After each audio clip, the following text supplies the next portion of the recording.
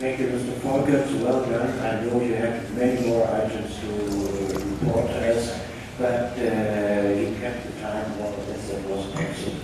That was the architect's point of view of how to do buildings in Africa. And now we get the point of view from the town planner. And the town planner has always, yeah, he's an architect as well, but he works in the typical African wish for buildings is to have a rather two-story building with some grounds around. If we have cities with millions of inhabitants, Dar es Salaam within short have 5 million, this is not possible to make on that as a solution. Mr. Lekule, the floor is yours.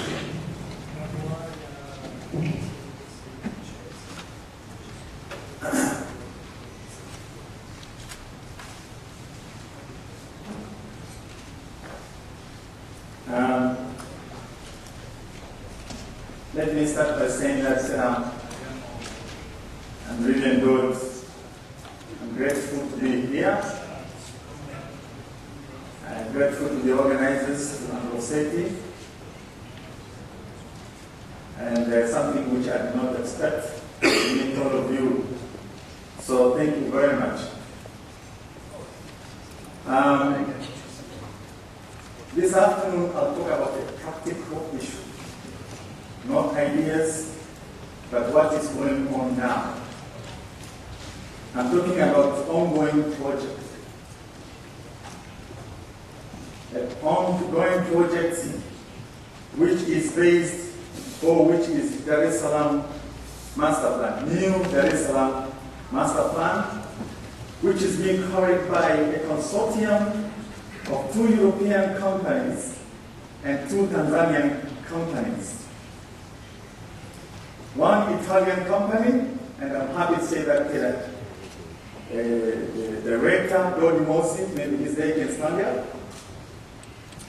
is there, from Dodi Mosi company, and we will have one from UK, and from Tanzania, Africa Associates, and Q Consult. We won a competition to review the Dar es Salaam Master Plan. And we didn't know what was in front of us. We thought it was just a simple project, and so forth and so forth, but eventually we found out that we have to learn first before doing anything. But what is it? What is the theory? How do we look at it? This north-south, how is it going to approach the review of the project? And in a nutshell, just out of the click, we said there's only 1 or 2 words we can use: balanced city. We need a balanced city. We need a balanced city in reviewing the city. And where do we get it? How do we understand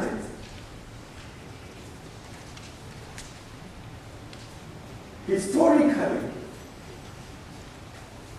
Dar es Salaam is not a very old city compared to Rome, compared to maybe cities in Europe. It's only 150 years old. We can trace its history to around 1860. And from that point of view, it's not new. History does not play a major part, but only a minor part. How did it develop? Dar es Salaam is actually understood under 3 main generations: the Arab German, the British, and independent Tanzania. And these 3 generated 3 main built contexts: the European, the Asian, and the African. That is very vivid Now, it's also vivid in many African cities. Again, what do we get out of this? We see an imbalanced situation starting from the colonial times, which has set two main scenarios. One based on the social context, that the Africans will be there, the development will be in a particular manner, the Asians will also develop in a particular manner, and the Europeans will develop in a particular manner, and this is how we are going to live. Also, the built context eventually followed exactly the same way. So the imbalanced system, which we see in Dar es Salaam now, which existed at the time of independence, was a result of the colonial times. But I say in view of Uhuru means independence. We eventually got independence, 1960s, 50 years ago.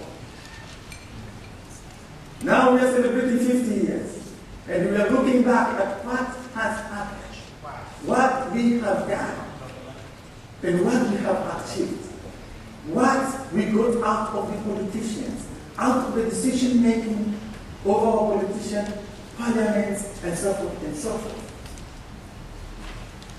I picked this photograph from my own book, which shows this building here.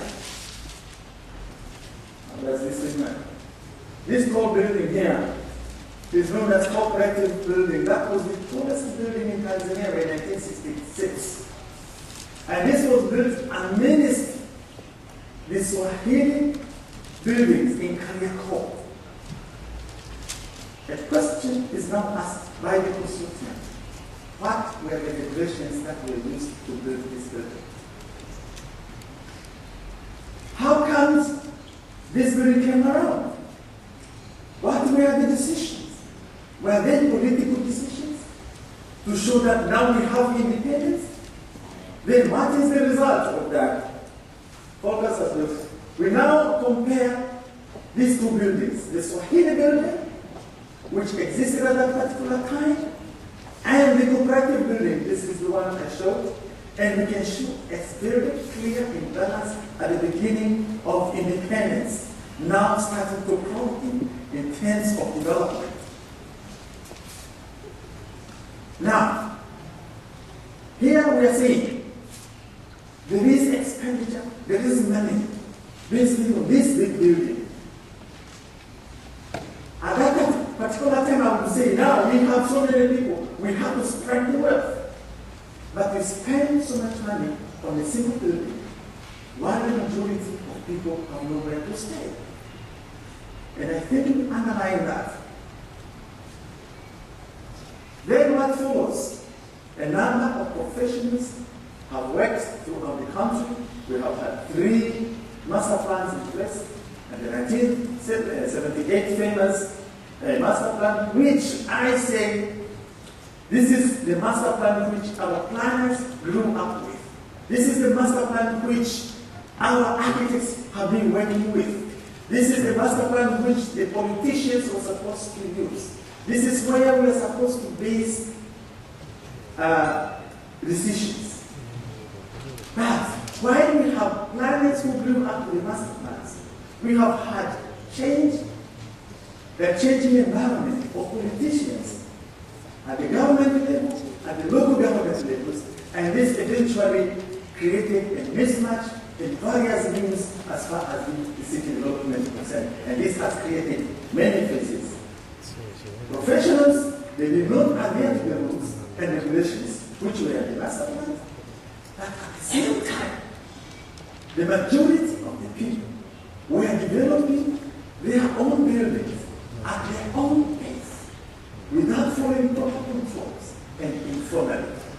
This is what has created the 80% or 70% informality in the city, which Walter talked about and which is very famous.